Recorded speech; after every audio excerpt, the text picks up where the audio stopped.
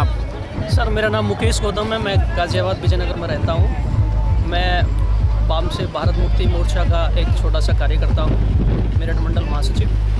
जी, देखा जाए तो पॉप सिंगर रिहाना जो हॉलीवुड की सिंगर है और देखा जाए कई अवार्डों से सम्मानित हैं। इसके अलावा गिनीज बुक में भी उसका नाम है और 10 करोड़ उसके ट्विटर पे जो है फॉलोअर्स हैं। उसके रीट्वीट पे जो है कंगना रनौत ने भारत के किसानों को आतंकवादी बताया। क्या कहेंगे आप कंगना रनौत को? सर कंगना रनौत जी को एक चीज़ का ध्यान रखना चाहिए कि आज जो वो बोल रही हैं, आज जो चल रही हैं, आज वो एक्टिंग कर रही हैं, पूरी दुनिया में नाम कमा रही हैं, ये भारतीय संविधान की ताकत है जिससे उन्हें एक औरत और इंसान होने का सम्मान मिला है। अगर भारत के संविधान के अलावा अगर भारत में मनुस्मृति लागू होती तो वो ना तो आज एक एक्टर होती और ना ही एक इंसान की बराबरी उनकी साथ होती। वो सिर्फ एक बच्चा पैदा करने की मशीन मात्र होती जिन्हें जूतियों पर रखा जाता।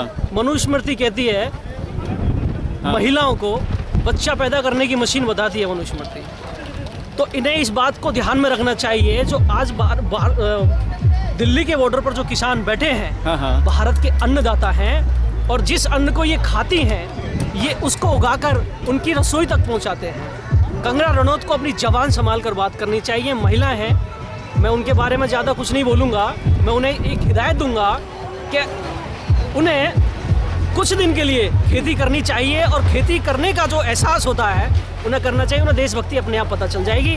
वो इन किसानों को देशद्रोही या आतंकवादी नहीं बताएगी। मुकेश जी, जिस तरीके से देखा जाए क्रिकेट के भीषम पितामह कहे जाने वाले सचिन तेंदुलकर भी किसानों को जो है वो कहीं ना कहीं गलत ट्वीट कर रहे हैं, उनको भी आतंकवादी बता रहे हैं, खालिस्तानी बता रहे हैं, पाकिस्तानी बता रहे हैं। क्या कहेंगे? उनकी गलती नहीं है सर। उन्हें नरेंद्र मोदी जी ने राज्यसभा में बैठा रखा है तो उन्हें भी कहीं ना कहीं अपनी कीमत तो अदा करनी होगी ना। राज्यसभा की राज्यसभा एक सम्मानित उच्च वो होता है, पद होता है जो लोकसभा से ऊंचा होता है। तो उन्होंने उसे दे रखा गिफ्ट में सचिन जी को, तो वो अपनी उसकी कीमत अदा कर रहे हैं उल्टे सीधे शब्द बोलकर। बड़ा दुख होता है जो भारत रत्न से सम्मानित व्यक्ति है वो भारत की रीढ़ की हड्डी किसानों के बारे में उल्टी सीधे बयानबाजी करें। और सर मुझे तो जानकारी मिली अक्षय कुमार जी जो कनेडियन है, अक्षय कुमार हैं, इसके अलावा जो है अजय देवगन है, सुनील शेट्टी हैं और मैं आपको कई नाम गिनवा सकता हूं, वो भी जो है किसानों को आतंकवादी, खालिस्तानी, पाकिस्तानी बता रहे हैं। एक्चुअली मैं सर बता दूं मैं आपको, जब आदमी नकली दुनिया में रहने लगता है तो उसे असली की पहचान नहीं होती और वो जमीन को छोड़ देता है और आसमान में उड़ना शुरू कर देता है।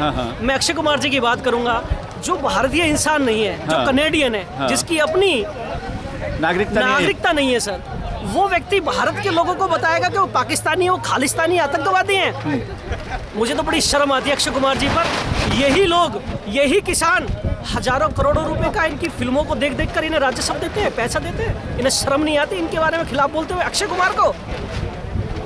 ये पंजाब के ऊपर फिल्म बना बना के अपने आप को सुपरस्टार कर चुके हैं अक्षय कुमार। विदेशी होकर, कनेडियन होकर भारत के किसानों को गाली देने का काम करते हैं। इतनी बड़ी मूर्खता, मुझे शर्म आती है अक्षय कुमार पर। जिस तरीके से भारत का अन्नदाता खेत में अन्न उगाने का काम करता है, लेकिन ये संघी सरकार यहाँ देश की सड़कों पे जो है कील उगाने का काम कर रही है, सरिये लगाने का काम कर रही है, कटीले तारों की बाढ़ लगाने का काम कर रही है, जो देखा जाए तो मानव अधिकार के हनन में आता है। क्या कहेंगे इस बात को लेकर? सर मैं इस पर दो बातें बोलूँगा। जिन्हें बॉर्डर पे कटीली तार लगानी थी, कीलें लगानी थी, उनके बस का बॉर्डर को सील करना तो था नहीं, क्योंकि उन्हें तो विदेशियों से, पाकिस्तानियों से दोस्ती कर भारत में आक्रमण कराना था, जैसे कि हमला हुआ। और एक पत्रकार भी हैं, क्या नाम है उनका, स्वामी कुछ है, वो बहुत बकवास करते हैं, पूछता है भारत। मैं कहता हूँ तुम पे थूकता है भारत आज कि तुमने उस 42 जो हमारे फौजी मारे गए पुलवामा के हमले की आप वो करते हो, व्हाट्सएप चैट करते हो, लोगों को जानकारी देते हो कि आज बहुत बड़ा काम होने वाला है। आप देशद्रोही आतंकवादी होने के बाद सरकार ने ही कराए हुए सारे प्रोग्राम थे सर, जो आज सरकार बॉर्डर को सुरक्षित ना कर सकी, आज उसने अपने ही देश में, अपनी देश की राजधानी के अंदर नेशनल बॉर्डर स्थापित कर दिया जी। ये सरकार की नाकामी के सबूत है सर, चाहे वो कील हो या कटीले तार। नहीं, जिस तरीके से देखा जाए ये किसान आंदोलन जो है 75 दिन से ज़्यादा का समय हो गया, लेकिन कहीं ना कहीं ये सरकार जिसको गूंगी बहरी कहा जा रहा है, मूक बधिर कहा जा रहा है, क्या कहेंगे सरकार को लेकर? आप खुद एक युवा हैं। सबसे पहले तो मैं सरकार को एक धन्यवाद देना चाहता हूँ कि सरकार तुमने बहुत अच्छा किया कि इन लोगों को, इन सोते हुए लोगों को आपने ये 3 कानून लाकर जगा दिया जी। क्यों 3 लोग कौन है? 3 कानून, इन सोते हुए लोगों को इन 3 कानूनों को लाकर जगा दिया। क्योंकि भारत में अब से पहले भी ऐसा नहीं है कि कृषि कानून ही गलत नीतियों से आया है, और मैं बहुत सारे कानून गिना सकता हूं आपको जो गलत बने हैं भारत के अंदर। लेकिन पीड़ा जब हुई कि जब कृषि कानून बनकर आए। ये लोगों को तो पहले होना चाहिए था, आज से 4 साल पहले रोड पर होना चाहिए था। मैं आपको कह रहा हूं, लेकिन कोई बात नहीं, दे रहा है दुरुस्त है। मुझे एक आपको मीडिया पत्रकार बंधु आपको एक जानकारी दे दूं कि 1947 में तो गोरे अंग्रेजों से भारत आज़ाद हुआ था। 2021 में काले अंग्रेजों से भारत आज़ाद होने की तैयारी में। अच्छा, देखा जाए देश के अंदर जीएसटी जो है लगाई गई है, और ट्विटर हैंडल पे जीएसटी की एक फुल फॉर्म बताई जा रही है। जी से गाजीपुर, एस से मतलब एस से जो है सिंधु बॉर्डर, और टी से टीकरी। क्या ये सही है जो हैशटैग चल रहा है ट्विटर हैंडल पे? जीएसटी मतलब जीएसटी की फुल फॉर्म बताई गई है, गाजीपुर बॉर्डर, सिंधु बॉर्डर और टीकरी बॉर्डर। क्या कहेंगे अब इसको लेके? मैं इस पे बता दूं, जी से गाजीपुर बॉर्डर, एस गया लुटेरा लूट कर पैसे को, जो कि नरेंद्र मोदी की सरकार में कम से कम 12 से 14 लोग हैं जो कि गुजराती हैं, जिन्होंने कोई 50,000 करोड़ से, कोई 30,000 करोड़ से, कोई 14,000 करोड़ से जिन्होंने भारत को लूटने का काम किया है। जब से नरेंद्र मोदी की सरकार बैठी है सत्ता में, वो देश को लूटने का काम कर रही है, और ये उल्टे सीधे उल फजूल तर्क देकर लोगों को गुमराह करने का काम कर रहे हैं। ये जो हैशटैग है, कहीं ना कहीं इस सरकार के खिलाफ जो चल रहा है, गाजीपुर टीकरी या आंदोलन के पक्ष में जो चल रहा है, वो बिल्कुल सरकार के विपक्ष में है, और ये बिल्कुल सही चल रहा है। क्या आपको लगता है कि जो किसान 75 दिन से या सर्दी में, धूप में, बरसात में बैठा हुआ है, उसको न्याय मिल पाएगा इस सरकार से? सर, जिस तरीके से आज आप देख रहे हैं जो कटीले तार लगाए जा रहे हैं और पत्थरों के बैरिकेडों के बीच में मसाला डालकर सरकार उसे मजबूत करने का काम कर रही है, इससे तो ये नज़र आ रहा है कि सरकार इसका हल निकालने के मूड में नहीं है। और ये मुझे लगता है कि भारत के भविष्य के लिए बहुत अच्छा भी है, क्योंकि इससे एक तानाशाह सरकार का दमन होगा, ये उखड़ेगी, और एक उज्जवल और विकसित भारत का उदय होगा, जिससे कि ऐसे तानाशाहों को एक सबक मिल जाएगा, ये एक इतिहास का काला पन्ना बनकर रह जाएंगे। मुकेश जी, इस आंदोलन में अगर समर्थन की बात की जाए, 6 तारीख को भारत बंद है, खुद आप ये युवा हैं, युवाओं से क्या अपील करना चाहेंगे 6 तारीख के भारत बंद? मैं युवाओं से ये अपील करना चाहूँगा, अगर आपको जिंदा रहना है सम्मान के साथ, जिंदा तो कोई भी रह सकता है, लेकिन जिसका सम्मान नहीं, उसे जिंदा रहने का कोई अधिकार नहीं होता, मरे से भी ज़्यादा बदतर होता है।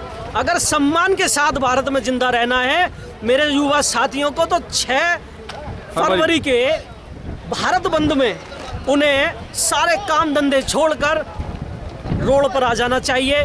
भारत को बंद करने के समर्थन में उन्हें एक इनकलाब लेकर आना चाहिए। आज समय है आपको सुखदेव बनने का, शहीद भगत सिंह बनने का, चंद्रशेखर आज़ाद बनने का, अशफाक उल्लाह खान बनने का। मैं कहता हूँ युवाओं से कि ये वो समय है जब डॉक्टर अंबेडकर भारत को सींच रहे थे, जब पटेल भारत को सींच रहे थे। आज आपको अंबेडकर और पटेल बनकर इस भारत को सींचना होगा। इस देश को बचाने के लिए युवाओं को आगे आना पड़ेगा, बिना किसी स्वार्थ के। इन कानूनों को हटाकर एक नई सोच का उदय करना होगा, एक नई विचारधारा का उदय करना होगा। भारत के ऊपर जिस तरीके से आरएसएस की विचारधारा को थोपा जाता है, उससे देश का आज तक कोई भला नहीं हुआ। देश को जातियों के नाम पर, धर्म के नाम पर बांट कर देश को बेड़ा गर्क कर दिया गया है। इस आंदोलन में सरकार के पास एक बात तो साफ है कि इस आंदोलन से ना तो उन्हें हिंदू मुस्लिम का कोई पक्ष मिला है, और ना ही उन्हें किसी जाति बिरादरी का पक्ष मिला है। यहाँ पर एक आंदोलन है जो कि सिर्फ आंदोलन है, जो कि देश के किसान कर रहे हैं। उनमें कोई जाति नहीं, कोई धर्म नहीं, कोई ऊंच नीच की भावना नहीं। वो सिर्फ देश के हित में आंदोलन कर रहे हैं। गरीब की रोटी तिजोरी में बंद ना हो जाए, सिर्फ इसलिए आंदोलन कर रहे हैं। मैं युवाओं से अपील करता हूं कि 6 तारीख की तैयारी करें, 6 तारीख की तैयारी करें, और हर तरीके से मजबूत होकर भारत बंद को सफल बनाने के लिए अपना काम करें, रोड पर आएँ। और ये जन आंदोलन लोकतंत्र को बचाने के लिए उतना ज़रूरी है जितना ज़रूरी पैदा हुए बच्चे को माँ दूध पिला कर बड़ा करती है, उतना ही ज़रूरी लोकतंत्र को बचाने के लिए ये जन आंदोलन होना बहुत ज़्यादा ज़रूरी है। चलिए ठीक है, बहुत बहुत धन्यवाद। Thank you.